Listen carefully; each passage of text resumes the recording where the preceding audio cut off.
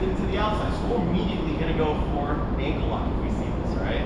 But a lot of times, for him to hide his foot, he's going to turn it the other way. So he turns his leg inward. I'm going to point my toes. They call it like doing like the ballerina foot or slipping the heel. Yeah. So I'm going to point my toes and turn my knee in until I start to slip out of his ankle lock. Okay. So you will see I'll start to move. Well, actually, I point my toes to get out of the Yeah. So I'll start to boot and turn. I'm not going to be able to break his foot here, okay?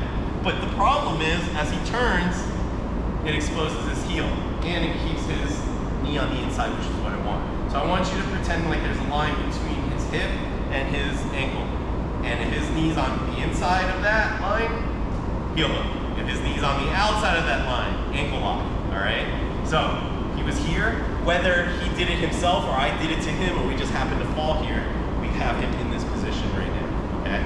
Now, before I wasn't really like locking my legs as much, I was just kind of keeping him curled here. This time I want you to lock in like that, okay? Make a little triangle and pinch between this and this. I want this leg doing the brunt of the work going upward, pushing him in, and this one just kind of clamps down like that, okay? You can use one hand, hold his knee here.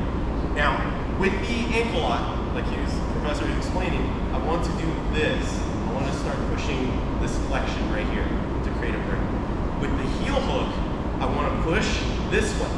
And the reason why is if he keeps his leg like this, look how loose his leg is. There's a lot of motion here. If I keep his foot like this, it's very rigid now, okay? So if I create any sort of rotation, it's gonna go all the way up to his knee, all right? So I want to keep this like that. So what we're gonna do is use our tricep and push it into our ribs. And I wanna get my bicep on the bottom of his foot, not on the side. I don't wanna just squeeze his foot like this.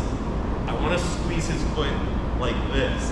I'm squeezing the bottom of his foot into my ribs like this. Does that make sense? All right? Now, I wanna put his heel on my wristwatch here. Okay? This doesn't give you what you need. This is what you want. Then just like before, you have a few grips, the standard, coming in like this, which is a little bit backwards from what you're used to, or wrist to wrist, or deeper, okay? I just prefer this one to start, learn this one. The other ones you can practice on your own and see which works best for you, okay? So we're gonna lock here, my little triangle, pinch this. I'm gonna make sure that his bottom of his feet is in my bicep. And now, one last thing. I'm gonna keep my elbow on the ground and I'm gonna push my ribs to my elbow, all right? To get really nice and tight. From here, I'm going to rotate. So his knee is this way, I want it this way, but now I'm gonna rotate his knee in that way. So I'm gonna start turning my body like this. And as I do that, don't worry, I'm gonna hold this in place and even bring it up a little bit more. Like I'm bringing this to my face, if that makes sense, okay? So I rotate this downward, more like kind of pushing downward, and I hip into it, all right?